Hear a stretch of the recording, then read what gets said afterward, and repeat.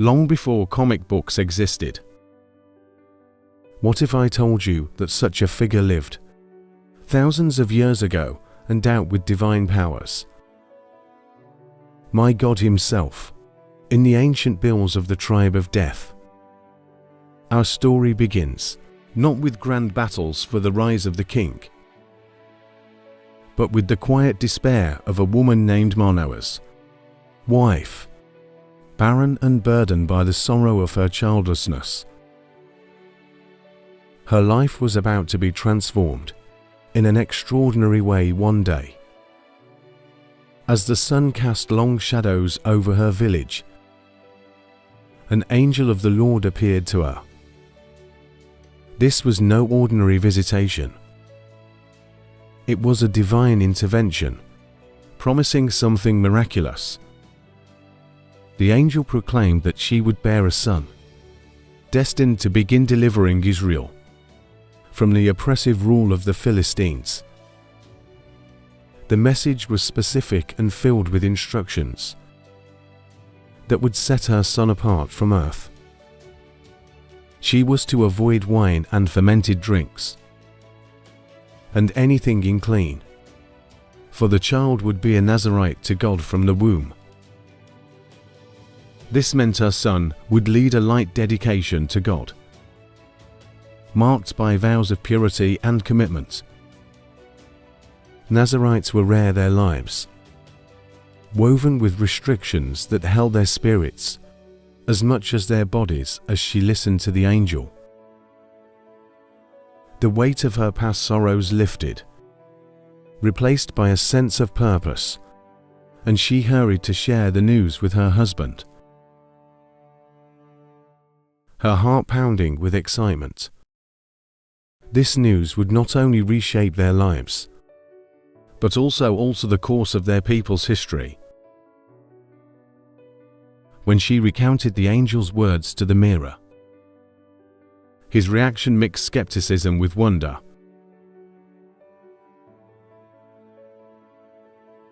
To return to guide the lady.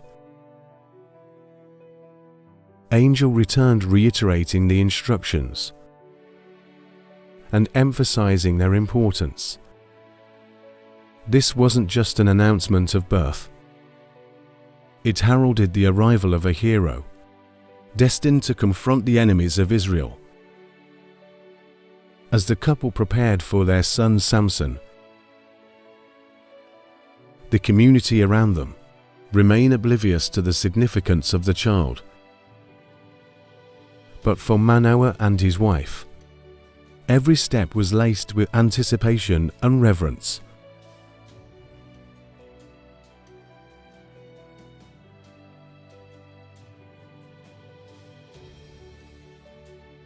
Their vow that set him apart as a Nazareth, chosen by God to lead and protect. This spell wasn't merely about prohibitions. It was a divine covenant of purity and dedication, fueling his legendary strength. No razor was to touch his hair. He was to abstain from wine and its byproducts, and avoid contact with the dead, even at funerals. Each of these restrictions carry deep spiritual significance, reminding Samson of his unique relationship with God. As Samson grew, the weight of these vows shaped his character and destiny. His community watched with open mystification as he matured into a man of formidable strength, a reminder of the divine power coursing through him. Living under such vows wasn't just about following rules, but emboldened the spirit of the covenant, reflecting his sacred promise to God. Samson's extraordinary abilities were a gift from God, yet also a challenge. Even a man of his strength was not immune to the temptations and trials that test the human spirit. His life was a paradox, bound by a sacred bone but shaped by human desires. Samson's story includes a significant event when he fell in love with a Philistine woman from Timnah, leading to a series of conflicts with the Philistines. During his wedding feast, Samson posed a ripple based on his earlier encounter with a lion he had slain. The Philistines, unable to solve it, caused his wife into revealing the answer. Samson's reaction was fierce. He struck down 30 men and set the stage for further conflict with the Philistines. In a subsequent act of retaliation, Samson captured 300 foxes, tied them in pairs with torches. The Philistine fields, causing widespread destruction of crops and economic disruption.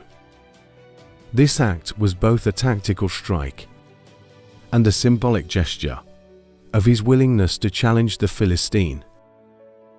Samson's legend reached its peak during his visit to Castle.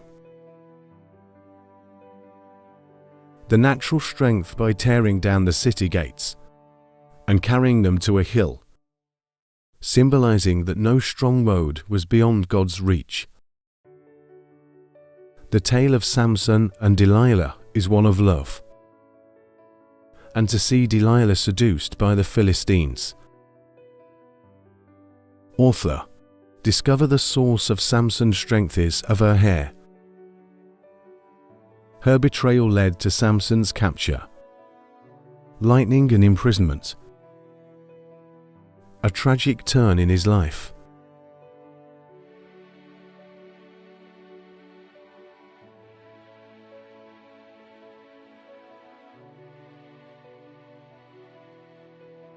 That you can arise from within. For those destined for greatness, yet even in his final moments, Samson's strength and faith God show, illustrating the complex interplay of divine purpose and human priority. In the land of Israel, the people had turned away from God, worshipping Baal and other idols. Elijah, a prophet of Yahweh, was filled with righteous indignation and a fervent desire to restore the true worship of God among his people. He boldly confronted King Ahab, a ruler who had allowed his kingdom to fall into idolatry under the influence of his wife Jezebel.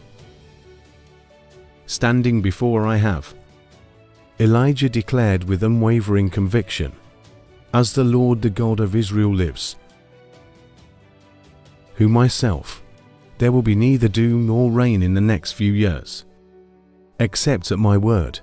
This prophecy was not just a prediction, but a divine judgment aimed at demonstrating the impotence of the false gods and turning the hearts of the Israelites back to their true God, true to Elijah's word. A severe drought struck the land of Israel.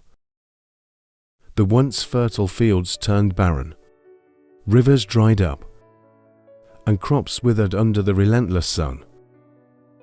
The drought was a physical manifestation of the spiritual dryness that had overtaken the land.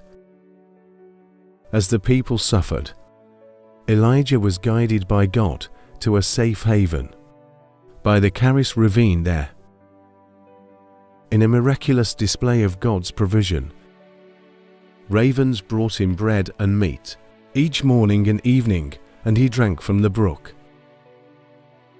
that flows through the ravine.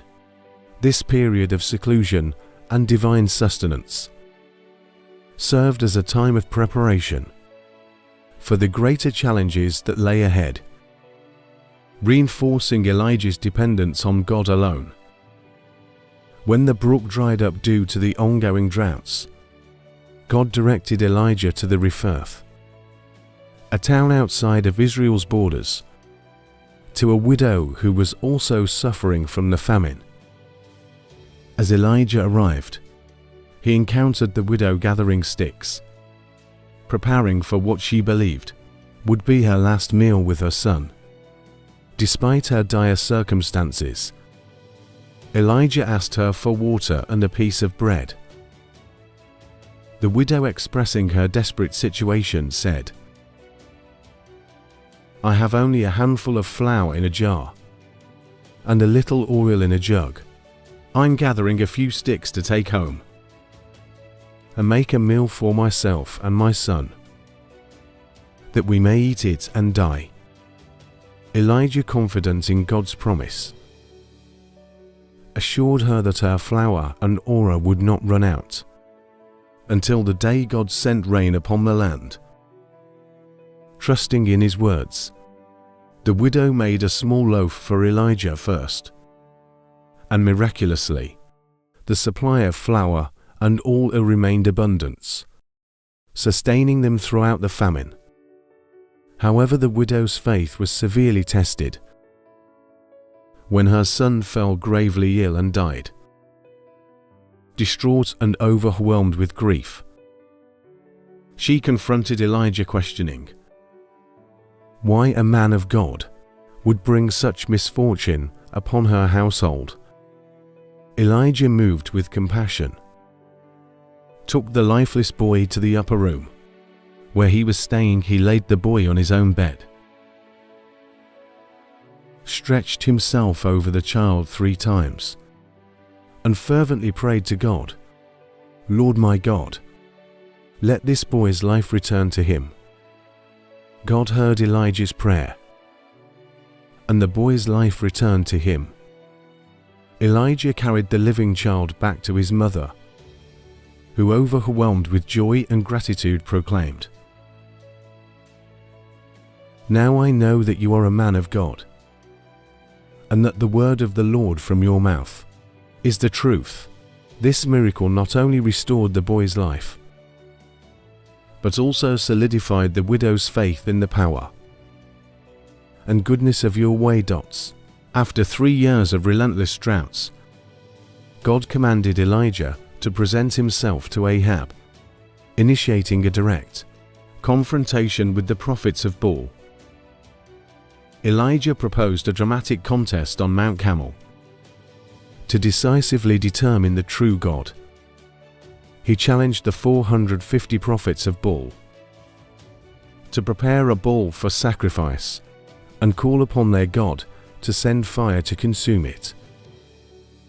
Elijah would do the same, and the God who answered by fire would be recognized as a true deity.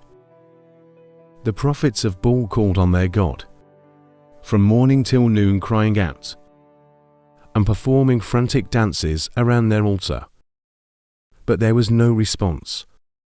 They intensified their efforts, even cutting themselves until their blood flowed. But still there was no answer.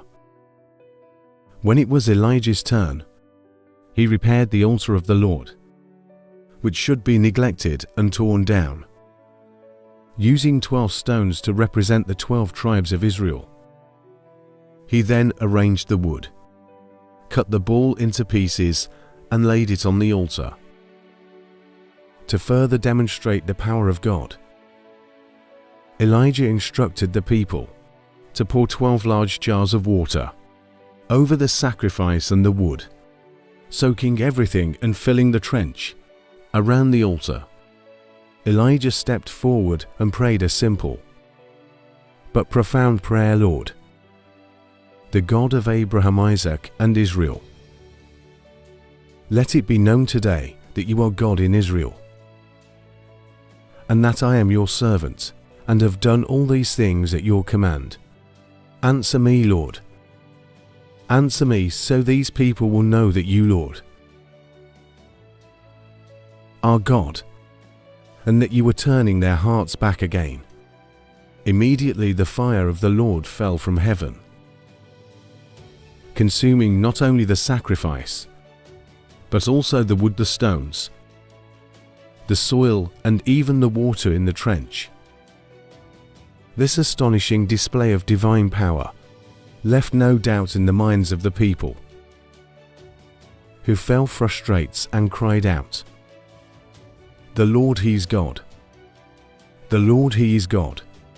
In the aftermath, Elijah commanded the people to seize the prophets of Baal, and they were all put to death, symbolically cleansing the land of their corrupt influence.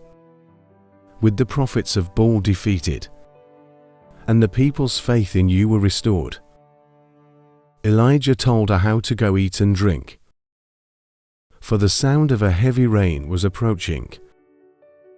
Elijah then climbed to the top of Mount Carmel, bent down to the ground, and put his face between his knees, praying earnestly for the end of the drought.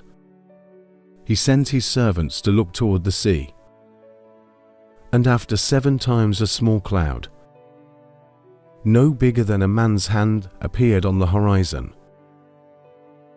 Elijah's faith never wavered. As the sky grew black with clouds, the wind rose and a heavy rain began to fall, finally ending the long and devastating droughts. However, despite this triumph, Elijah's troubles were far from over. Queen Jezebel, furious at the defeat of her prophets, vowed to kill Elijah. Fearing for his life, Elijah fled into the wilderness, where he traveled for a day, before collapsing under a broom bush, praying that he might die. "I have had enough, Lord," he said, "take my life. I'm no better than my ancestors."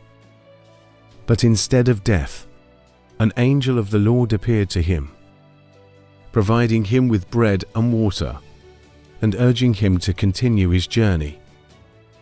Strengthened by this divine sustenance, Elijah traveled 40 days and 40 nights, until he reached Mount Horeb, the mountain of God. At Mount Horeb, Elijah took refuge in a cave, feeling despondent and alone in his struggle against idolatry. God, in his compassion, came to Elijah and asked, "What are you doing here, Elijah?" Elijah poured out his heart, lamenting that he had zealously served the Lord, but the Israelites had rejected God's governance, torn down his altars, and killed his prophets. He believed he was the only one left, and now they were trying to kill him too. God instructed Elijah to stand on the mountain. In his presence, a powerful wind tore through the mountains, shattering rocks, but God was not in the wind. After the wind came an earthquake, but God was not in the earthquake. After the earthquake came a fire, but God was not in the fire. After the fire came a gentle whisper, and in that still small voice, God spoke to Elijah, giving him renewed purpose and clear instructions for the future. Elijah was to anoint Hosea as king over Aram, who was king over Israel, and Elijah as his own successor, assuring him that he was not alone. There were still 7,000 in Israel who would not bow to Baal. Elijah left Horeb with a renewed sense of purpose and sought out Elijah, the man God had chosen to succeed him. He found Elijah plowing a field with 12 yoke of oxen. Without hesitation, Elijah approached and threw his cloak around Elijah, symbolizing the transfer of prophetic authority. Elijah understood the significance of this gesture and left his oxen running after Elijah and expressing his readiness to follow.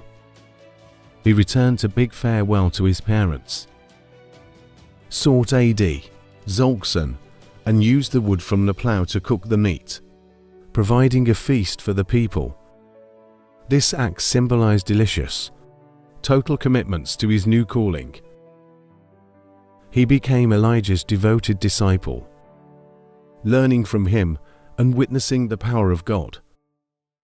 A work through his mentor, Elijah continued his prophetic ministry, performing miracles and confronting Israel's rulers with unwavering boldness. His earthly ministry culminated in a dramatic and divine departure. One day, as Elijah and Elijah were walking together, a chariot of fire and horses of fire appeared and separated the two of them. Elijah was taken up to heaven in a whirlwind, a spectacle witnessed by Elijah, who cried out, "My Father, my Father!" The chariot's son horseman of Israel. As Elijah ascended, his mantle fell to Elijah, signifying the transfer of prophetic authority. Elijah picked up the mantle and continued his master's work, performing miracles by the power of God, just as Elijah had done. Elijah's legacy endured, and he remains a symbol of prophetic zeal, divine power, and the enduring faithfulness of God. In the very beginning, before anything else existed, there was just God. Imagine a time when there was no sky, no earth, no stars, or anything that we see today. Everything was empty and dark, and the only presence was God. He was there alone, but filled with the power and the desire to create something magnificent. God had a plan in mind to make a beautiful world full of life and light. This is where our story begins, with God preparing to bring his grand creation into existence. Then God decided to create the world. This wasn't just a sudden thought, but a deliberate decision by God, who wanted to share his love and creativity with something new. He envisioned a world filled with wonders, a place where life could thrive. With this decision, God was about to perform the most extraordinary act of creation. He was ready to transform the void into a world teeming with beauty and life. The Bible, in the book of Genesis, tells us this amazing story of how God turned his vision into reality. On the first day, God said, "Let there be light," and light appeared, making daytime and nighttime. This light wasn't just the sunlight we know, but the divine light that separated the darkness. Suddenly, there was a clear distinction between day and night, and the emptiness began to change. The light brought warmth and hope, and God saw that it was good. He had created the first elements of our world, setting the stage for everything else that was to come. This light was the first step in making the world a place where life could exist and flourish. On the second day, God made the sky. He separated the waters under the sky from the waters above the sky. This was a marvelous act of creation, as God formed a vast expanse that we now call the sky. He made a space where clouds could float and where birds could eventually fly. The sky stretched out above the waters of the earth, creating a beautiful blue canopy. It was a place where weather could happen, with the sun shining and the rain falling. God was creating the perfect environment for the life he would soon bring into existence. On the third day, God gathered all the water in one place, so dryland could appear. He called the dryland earth, and they gathered water seas. This was a dramatic transformation. As the waters moved and land emerged, God shaped mountains, valleys, and plains, forming a diverse landscape. Then he made plants, trees, and flowers to grow on the land. Suddenly the earth was covered in green foliage, colorful blossoms and towering trees. Everything started to look colorful and beautiful, with a vibrant variety of plants spreading across the land. This greenery would provide food and shelter for the creatures that God would soon create. On the fourth day, God made the sun to shine during the day, and the moon and stars to light up the night. He placed these celestial bodies in the sky to mark days, seasons, and years. The sun brought warmth and light to the earth, allowing plants to grow in, creating a rhythm of day and night. The moon and stars provided a gentle light in the darkness, guiding creatures and marking the passage of time. This arrangement of the sun, moon, and stars created a natural order and beauty in the heavens. They were not just lights, but symbols of God's careful planning and design, ensuring that life on earth would have a structured and predictable environment. On the fifth day, God filled the seas with fish and other sea creatures. The waters teemed with life as all kinds of fish, from tiny minnows to great whales, swam in the oceans. God also made birds to fly across the sky. There were small birds singing sweet songs, and large birds soaring high above. God saw how wonderful they were, and told them to have lots of babies, to fill the seas and the skies. This command ensured that the waters and the skies would be full of life, with creatures of every kind multiplying and thriving. The seas became vibrant with the movement of fish and other aquatic creatures, while the skies were filled with the fluttering and soaring of birds. Each creature had its place, and God delighted in the beauty and diversity of His creation. On the sixth day, God made animals of all kinds to live on the land. There were big animals like elephants and lions, small animals like rabbits and mice, wild animals that roam freely, and gentle ones that would become companions to humans. God carefully crafted each animal, giving them unique features and abilities to live in their specific environments. Then God did something very special. He made people a man and a woman. He made them look like Himself, reflecting His image, and giving them the ability to think, feel, and create. God gave them the whole world to take care of. He told them to look after the animals and the plants, and to have children, so the people would fill the earth. This was a special task, as humans were to be stewards of God's creation, nurturing and protecting it for generations to come.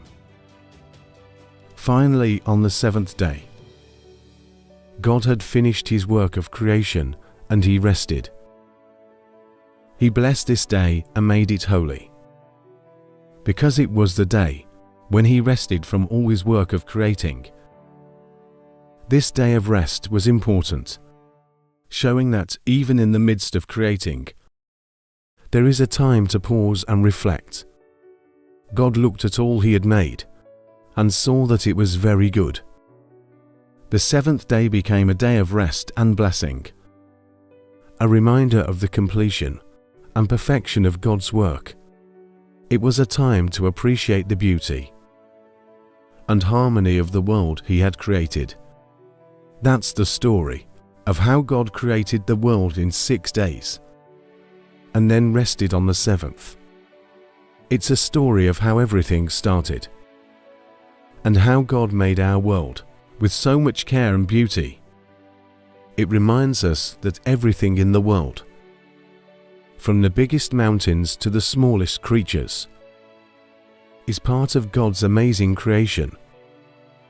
This story teaches us about the importance of taking care of our world, appreciating its beauty, and recognizing the love and creativity that God puts into every part of it.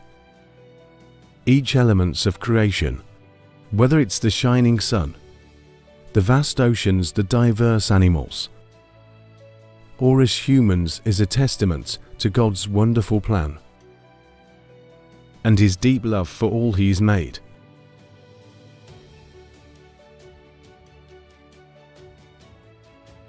Once upon a time, in a distant land, there were two cities named Sodom and Gomorrah.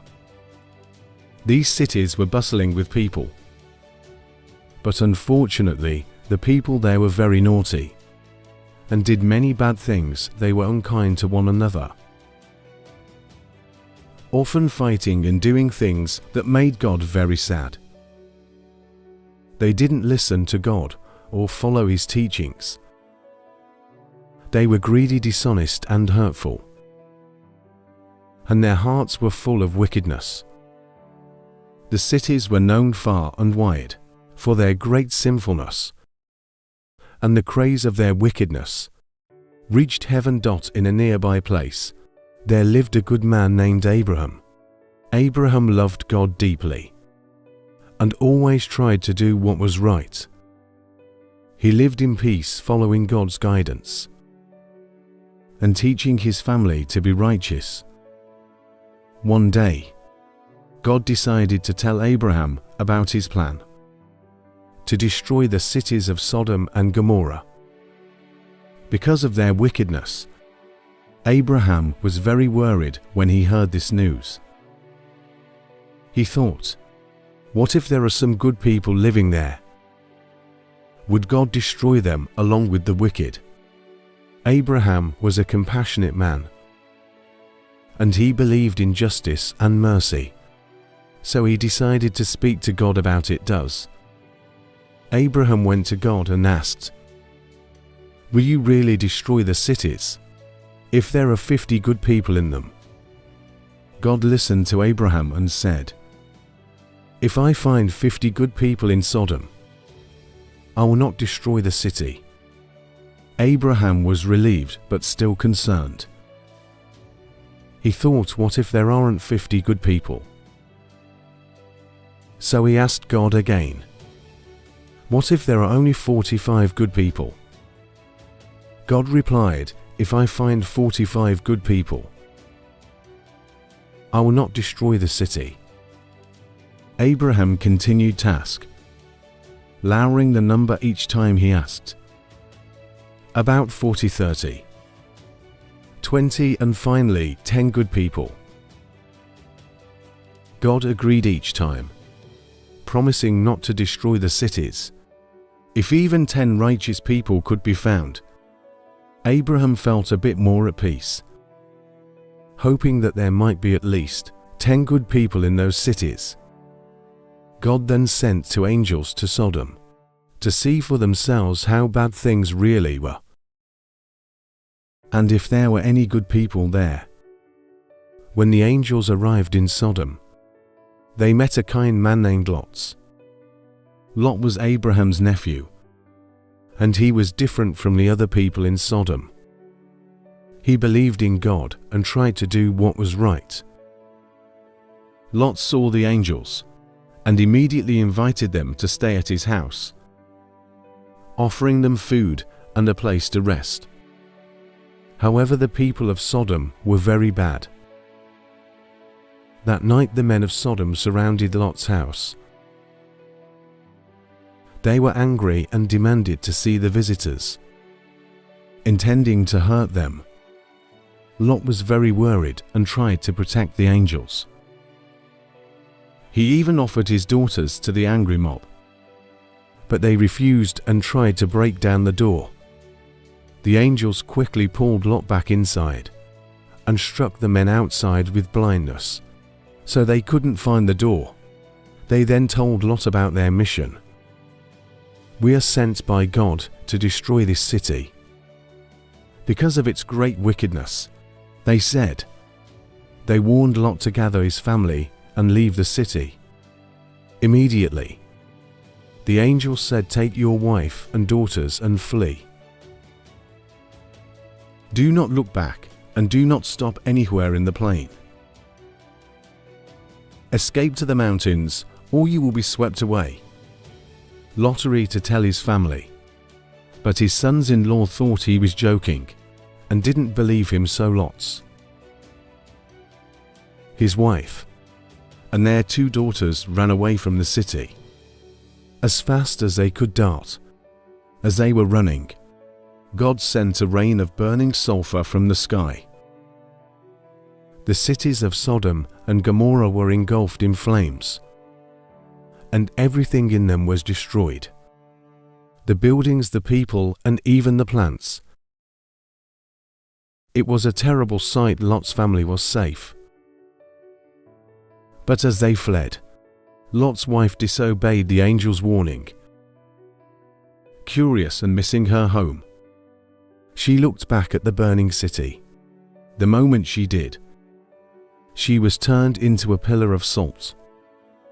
Lot and his daughters continued to run, without looking back, heartbroken but determined to survive.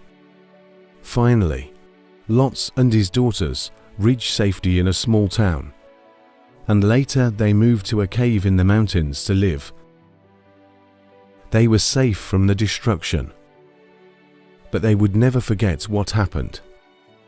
They learned an important lesson about the importance of listening to God and living the righteous life. The story of Sodom and Gomorrah teaches us that being kind and good is very important, and that we should always listen to God's guidance to avoid the consequences of wickedness. And so Lot and his daughters started a new life,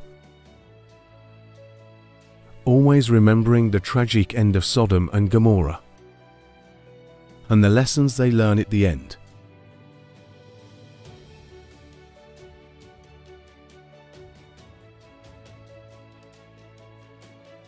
John the Baptist was born to Zachariah and Elizabeth, an elderly couple who had long struggled with infertility.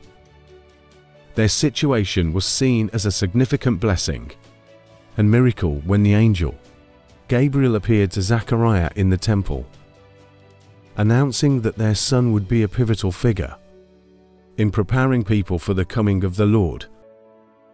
Gabriel revealed that John would be filled with the Holy Spirit even before his birth, and that he would play a crucial role in turning any of the people of Israel back to God. John grew up in the wilderness, adopting an ascetic lifestyle characterized by wearing a garment made of camel's hair and subsisting on locusts on wild honey. His way of life symbolized his message of repentance and spiritual renewal, which he preached to the crowds that came to him. John called for people to confess their sins and be baptized in the Jordan River as an outward sign of their commitments to a new way of living, emphasizing the need for a genuine transformation of heart and mind. One of the most significant moments in John's ministry was his encounter with Jesus, who came to him for a baptism. Despite John's initial reluctance, feeling unworthy to baptize Jesus, he eventually acquiesced when Jesus insisted. This event was momentous, as it marked the beginning of Jesus' public ministry and was accompanied by a profound divine affirmation. The Holy Spirit descended upon Jesus like a dove, and a voice from heaven declared Jesus as God's beloved Son. This moment not only symbolized the beginning of Jesus' mission, but also publicly validated his identity and divine approval, setting the stage for his subsequent teachings and miracles. John's boldness in preaching also led to conflict with the political and religious authorities of his time. His outspoken condemnation of King Herod Antipas, who had unlawfully married his brother's wife, Herodias put him at odds with the ruling class. John's criticism of this marriage, immoral and unlawful incensed both Herod and Herodias, leading to his arrest and imprisonment. Despite being in prison, John continued to be a figure of significant influence, and his followers remained devoted to his message. However, the animosity from Herodias was particularly fierce, and she seized an opportunity to rid herself of John through a gruesome act during a banquet held by Herod. Herodias' daughter Salome danced for Herod, and in gratitude for her performance, Herod promised to grant her any request. Prompted by her mother, Salome asked for John the Baptist's head on a platter. Though Herod was distressed by this request, he felt compelled to honor his promise in front of his guests and ordered John's execution. John was subsequently beheaded in prison, and his head was delivered on a platter to Salome. This tragic and marked a brutal conclusion to John's prophetic mission.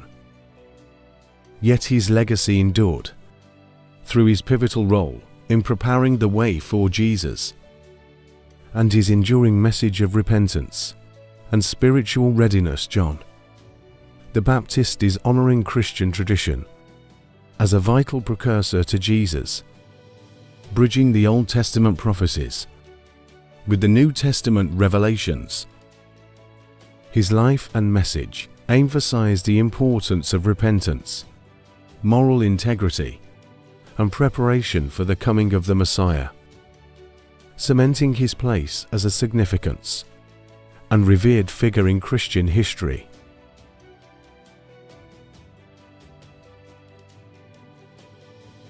In the pastoral hills of Bethlehem, a young shepherd named David lived with his family. David was the youngest of 8 brothers and spent his days watching over his father's sheep. Despite the modesty of his life, David was known for his deep faith in God and his remarkable skill with a sling. His days were filled with prayer and songs, and he was often found composing music under the open sky. One day the prophet Samuel, sent by God, arrived in Bethlehem with an important mission.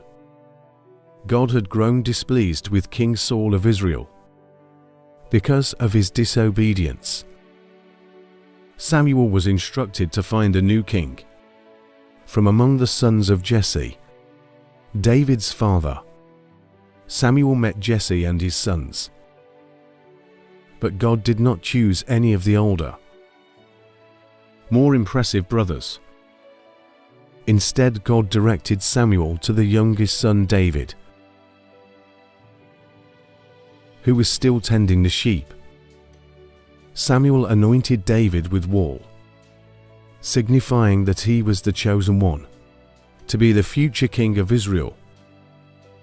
David's life took a dramatic turn when he became known throughout Israel for his bravery. The Philistines, a neighboring enemy, challenge the Israelites and their champion. Goliath stood over 9 feet tall. The Israelites were terrified, but David, confident in his faith, volunteered to fight Goliath. Armed with only a sling and a few smooth stones, David faced the giant with a single William stone. He struck Goliath in the forehead, bringing the giant down and securing a remarkable victory for Israel. This act of courage earned David fame and admiration throughout the land. Following his triumph, David was brought into King Saul's court to play music for the troubled king. Saul found solace in David's harp playing and made him his armor-bearer. However, as David's popularity grew, so did Saul's jealousy. The king's envy led him to view David as a threat to his throne, and Saul began to seek David's life. Thought to escape Saul's wrath, David fled into the wilderness. He lived as a fugitive, hiding in caves and moving from place to place. Despite these hardships, David gathered a band of loyal followers who believed in his leadership. Throughout this period, David showed remarkable restraint and character, refusing to harm Saul even when he had the chance, demonstrating his respect for Saul's anointed position. David's fortunes changed after Saul's death in battle. The tribes of Israel were divided and in need of unification. David was anointed as king of Judah, one of the southern tribes, and he established his base in Hebron. His wise leadership and military prowess gradually earned him the support of other tribes. After several years of conflict and negotiation, David became king of all Israel. He captured Jerusalem from the Jebusites and made it the political and spiritual center of the nation. David's reign was marked by significant achievements. He expanded Israel's borders, secured peace with neighboring nations, and established a strong administrative structure. His leadership laid the foundation for united and powerful Israel. Although David had a deep desire to build a grand temple in Jerusalem to house the Ark of the Covenant, God informed him that this task would be completed by his son, Solomon. David spent his final years preparing for the construction of the temple, gathering materials and making plans for his successor. David's story is a testament to faith, perseverance, and divine destiny.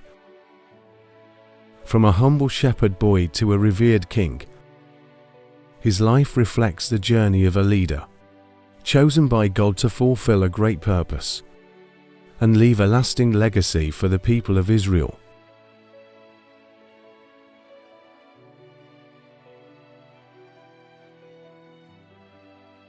After Jesus was crucified, he embarked on a remarkable and courageous journey. Before his resurrection, this journey took him to a part of hell, where good souls were trapped and awaiting rescue. Picture hell as an immense, dark cave filled with shatters and eerie noises. The entrance was guarded by imposing, menacing gates with frightening creatures and demons, growling and prowling around. Despite the terrifying surroundings, Jesus, glowing with bravery and light, entered this dark realm. His arrival was like that of a superhero, bringing a brilliant light. The darkness tried to linger, but it vanished wherever Jesus' light shone. The massive, intimidating gates of hell couldn't withstand his presence. With a powerful voice, Jesus commanded them, causing the gates to crack and crumble into pieces, as if they couldn't bear his goodness and radiance. The sinister creatures guarding the gates, frightened by Jesus' light, fled in fear. Jesus advanced through the darkness like a valiant knight, his light causing the ominous shadows to disappear. Many souls who had been trapped in this dark place and waiting for help saw Jesus and felt a profound sense of joy and safety. His light was like the warm, comforting sun after a prolonged night of darkness. Reaching out to these souls, Jesus conveyed his kindness and love as he guided them out of the dark abyss. The shadows attempted to reappear, but Jesus' light acted as a shield. Keeping everyone safe, the darkness could not touch them. Because Jesus was their protector, this journey of Jesus in hell was akin to a heroic rescue mission. He brought light and hope to a place where none seemed possible. It demonstrates his bravery and power, showing that he can bring joy and light, even to the darkest of places. After this extraordinary adventure, Jesus rose again, an event we commemorate during Easter.